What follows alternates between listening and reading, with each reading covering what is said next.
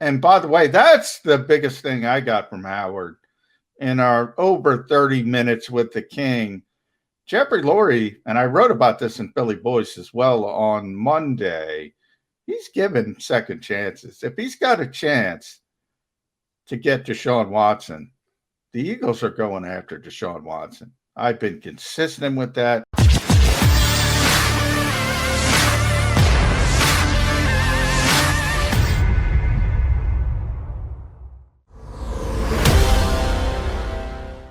Thursday get together here on Birds 365 with the Mac guys, McCullen and McDonald. We thank the King, Howard Eskin, for hopping aboard with us and hanging as long as he did. And JM, I got to admit, and I used to talk to Howard all the time, crossovers on WIP. He was on after me, so I'd end up my show, throw it over to Howard. It would never fail that Howard and I would disagree about something.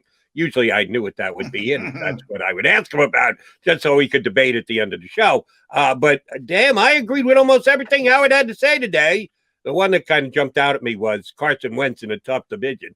No, that's the only division in the AFC that compares to the NFC East, because they've got both Jacksonville, young and growing, and, oh, by the way, the Texans, who will probably be the worst team in the National Football League. Yeah. If you ask me to predict right now, who's going to have the number one pick in the draft next year? Who is Howie Roseman going to have to deal with if there's one quarterback that he wants, that he's got to have to be the next quarterback of the Eagles? He's probably going to have to work out a deal with the Texans, as a matter of fact, because I think they're going to be awful this upcoming season. So Carson's got some fertile ground to be able to play well against. That division is not very good. Tennessee is good.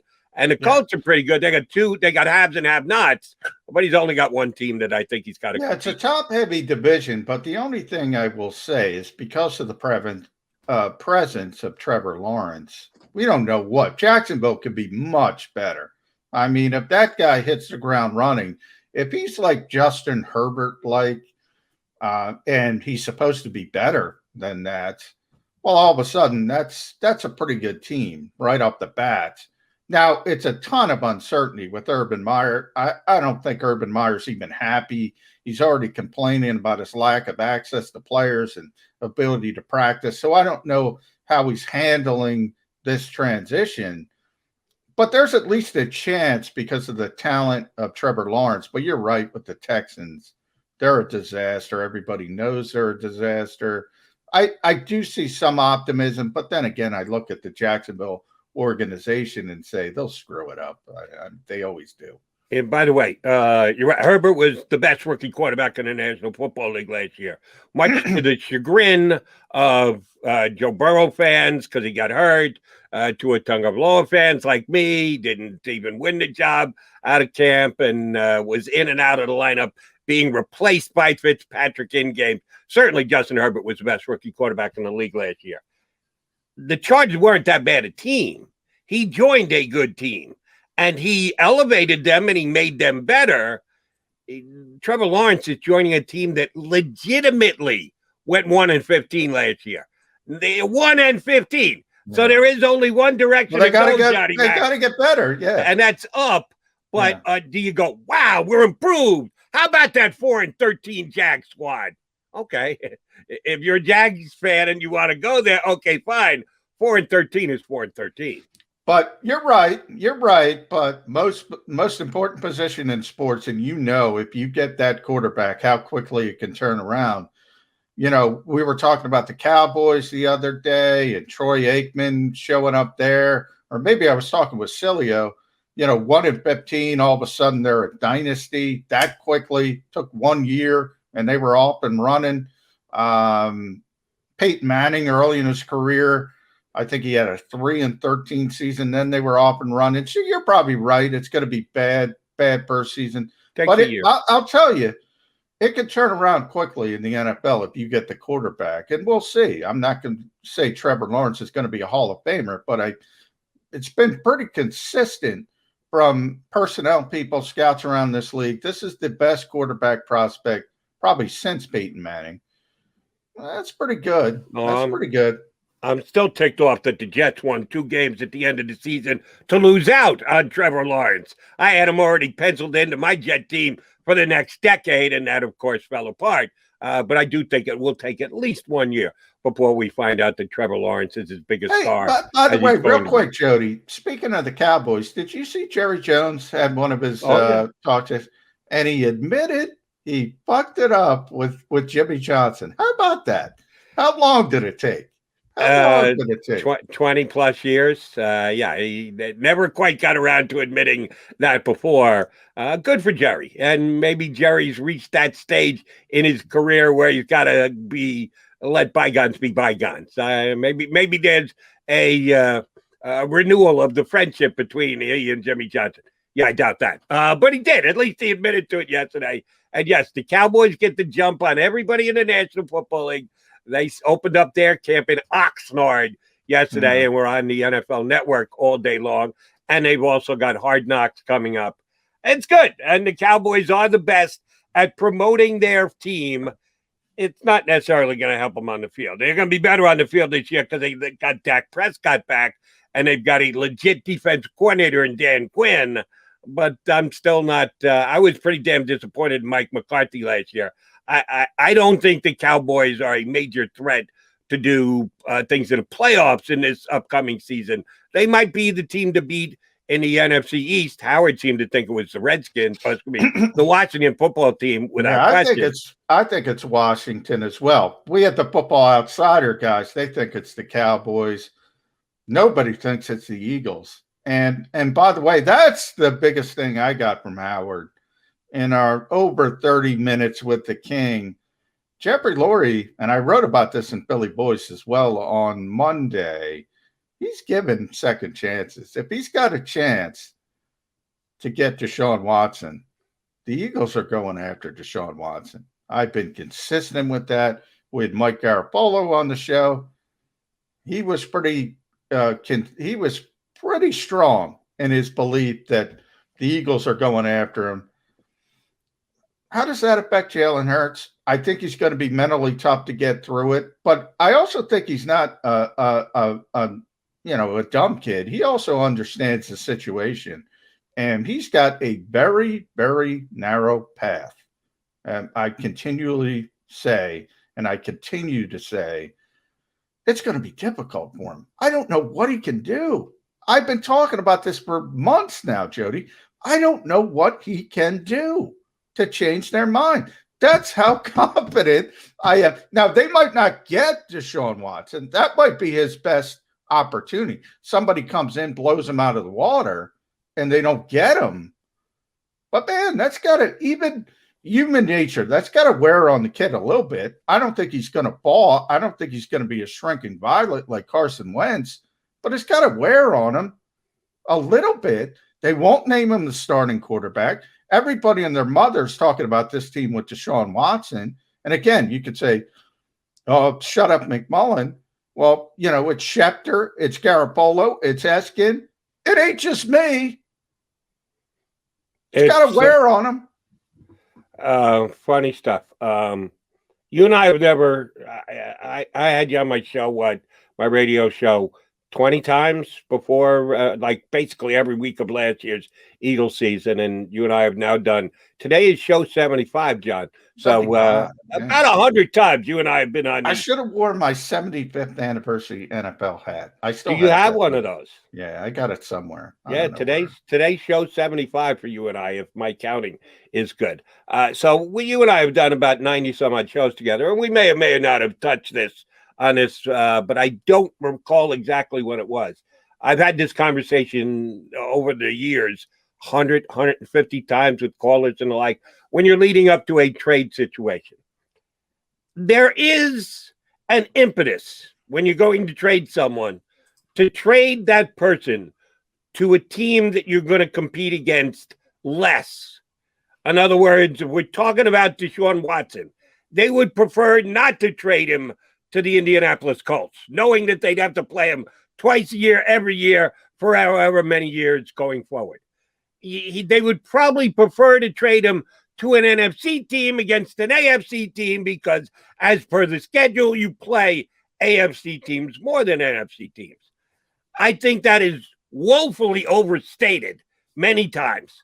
that if a team that even if you're going to play in division, that you're going to play them twice, if they have the best offer on the table, and it's not debatable that they overpay to get a player, I think it's the responsibility of the general manager to take the best trade. Even if you've got to compete against that individual, suck it up, compete against him. You think you're smarter, you're going to build a better team, beat him, and then stick it in his eye while he's at it. So that's easy to say, Jody. That is easy to say. But it's coming from an ex-general manager's son. Yeah. So maybe it's within my genes, the bravado. Well, I will say, go back in the day, the Eagles traded Donovan McNabb to Washington in the division. Now, I believe the Eagles knew he was shot, and that's why they were willing to do it. When you're talking about a player who's 25 and in the prime of his career, no, you're not trading him in the division. No, absolutely not. I mean, that is a recipe. As a son of a general manager, that is a recipe to get fired.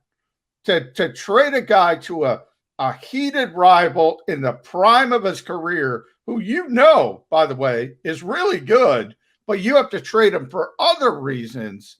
I mean, you might as well start packing up the box in your office. You might as well. You're out. You're done. You're cooked. That's why I say it's easy to say. They might give you the best deal because you got to pay a premium. You got to pay a penalty. I'm still not doing it. I can't do it. Now, again, there are contextual parts to this. The Eagles knew Donovan McNabb was cooked. If for some reason they had to trade Donovan McNabb at 25, they wouldn't have traded him to the Washington football team. The Redskins at the time wouldn't have done it, and they would have been right, even if they had the best offer. Right, but if you are trading him in his prime and the guy who's at the top, then you're getting a mega return back for the player. And if someone is going to go to levels of mega plus off the charts, you have to at least listen, even if you're going to compete against them. But I admit there's something to it. I just think some people oh my God, you can't trade him within the division. Yeah, you can if you're blown away. But I do think that there is a basis to start that conversation. You would prefer, if the deals are all close, get him to Siberia. Just get him the hell out of your neighborhood so you don't have to see it. You don't have to watch it. The Eagles and the Texans are only going to play once every 4 years. Yeah. They're Siberia. They do. Yeah. So the Eagles are the type of destination that the Texans would like to relocate Mr. Watson to if there's a deal to be had. That I certainly would agree with. And some of the other teams, Miami, Denver, again, they're not in the division, but they're in the conference. Carolina is one team out of the conference, so they could be back in the mix. I don't think it's definitive because they traded for Sam Darnold that said, okay, we're moving forward. We will not even think about trading for a proven difference maker. I think they certainly would.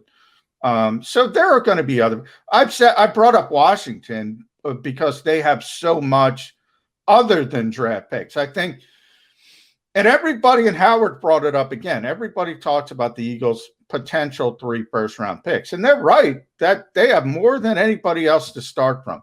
But if you start bringing players into the equation, people don't even think that way. And I bring up Chase Young all the time for a reason, because he's such a good player. He's so young. And I'm not saying Washington would do it, but all of a sudden, if they say, wow, we need a quarterback, let's go get this guy. It's a more important position. We'll throw Chase Young in the mix. That changes the whole equation. Oh, yeah. So there are going to be teams that nobody's even thinking about, because a 25-year-old, and this is what I wrote in Philly Voice, a 25-year-old top 5 quarterback in the NFL on the market, that's a unicorn, Jody. Proven guy at 25. Now, obviously, there's always reasons, and the reasons are ugly, but that guy's a unicorn from just a football perspective. Right. You don't see that. He's already proven. Now, if we're talking about the Eagles moving up, packaging all their picks to get a guy like Deshaun Watson, we believe the Eagles are going to have a good pick. if you and I are right and they're actually 8-9, well, then it's going to be somewhere in either the low tens or the low teens or the high tens, which is a good pick. If you think the Colts, as Howard just described, that weak division or that tough division that is the Central, AFC Central, don't believe it. Their pick is probably going to be high teens to low 20s. Personally, I think the Dolphins aren't involved in the Deshaun Watson talks. I think that Tua Tagovailoa is going to have a breakout second year. You're a Tua guy. Are you Tua's agent? I got to look that up. I am not on Tua. No, what I am is a strong opinion guy. Devonta Smith, love him. Think he's going to be great. Justin Fields, love him. Think he's going to be great. The previous year, Tua Tagovailoa, love him, think he's going to be great. And he's got to go really bad before I go, all right, I was wrong. And I'll do that. Carson Wentz, loved him. Guess what? I was wrong. He's a weak-willed individual. Best of luck in Indianapolis, Carson. So you got to have your strong opinions, but then when you're proven wrong, you admit to it. I am not admitting to anything on Tua Tagovailoa yet. I think there were a lot of reasons and explanations that he had as mediocre a rookie year as he did and will flourish here in year number 2. So, oh, by the way, that's the Eagles' pick that they own with the trade down and then trade back up again. They've got Miami's pick. I think Miami's going to win 9 or 10 games this year. So that's going to be in the teens to the low 20s. They're first-round picks, and first-round picks are always good. High first-round picks are even better when you're trying to get to the very top of a draft. Or if you're the Houston Texans giving up to Deshaun Watson to get those first-round picks, well, what's the value of those first-round picks? They're good. They're solid. They're not off the charts great. They're just going to be more encompassing as far as overall number goes than anybody else. But try and remember just anytime, we're giving them 3 first-round picks. Yeah, but where are those first-round picks going to fall? You do need to keep that factored in as to whether the Texans will be willing to part with as great a young up-and-coming talent as Deshaun Watson. And I will always say that probably the 2 certainties are Indianapolis is going to be probably, depending on, they're going to be either a playoff team or close to a playoff team, but not a top-tier playoff team. So I think you're right on where they're going to be. The Eagles, now everybody, we're the optimistic ones. I get a kick out of it, Jody, because everybody says I'm negative. We're the optimistic ones who says maybe they can get to 8 wins. Everybody's got them, all the mock drafts, all the early mock drafts has them picking in the top 10. I think the uncertainty is Miami. They could be anywhere. They're the team that they could win 4 games if Tua goes off the rails. And they could be really good if he turns into what you think he's going to be. I really think they're the uncertainty, and they could be anywhere, basically. They could be top 10. They could be in the 20s. They could be a playoff team. So I don't know what the heck Miami is going to be. You got a pretty good gauge on the Eagles and Colts. If the Eagles are in the top 10, like most people think they're going to be, then they're going to have the ammunition to go up. Now, maybe not to 1, but if you can put a top 10 pick together with 2 other first-round picks, you can do almost anything you want. So you don't want the Eagles to be that bad, but on the other hand, some people may want them to be that bad if the goal is to get at the top of the draft, because they're going to have that one sort of foundational first-round pick that's in the top 10 to move from there if they want to go up the board. All right, so we got to take a break, and then we're hoping Terry Ringo joins us. Despite the fact that you and I are both on record, leaving the back door open to change our mind, the only thing that matters is our pick the week before the season starts. But when this schedule came out, both you and I went WLWL and came out 8-9 for the Eagles. Knowing that, is the Eagle pick going to be the highest pick? Put in order, assuming Carson Wentz plays 70% with the Colts, and that is a first-round pick. Put them in order, best selection to highest selection, meaning lowest, you know what I mean, number 20, number 25, number 17, number 10.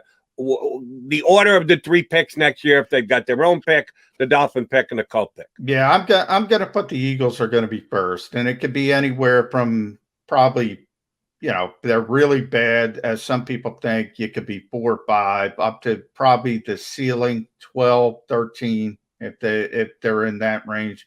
I think Miami's next. They'll probably be 16. That's what they are to me. They might be right and smack dab in the middle.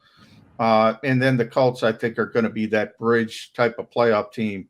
So late teens, early 20s. I think it's going to fall in that direction. The worse, obviously, the Eagles are, the better for the 2022 draft. So as a fan, sort of like your Soapy's choice. We always talk about your Soapy's choice in the draft, Justin Fields or Devontae Smith.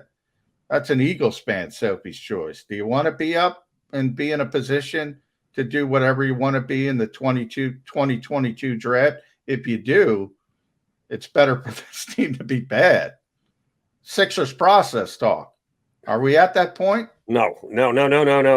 Don't go there. But I will disagree with you. Eagles pick will be the highest one. Colts pick will be second. Dolphins pick will be third. Because I'm telling you right now, Tua Tagovailoa will have a better quarterback year than Carson Wentz. If we believe that quarterbacks decide the fate of the team the great majority of the time, I can pick either of those 2 quarterbacks. I can't make the pick fast enough.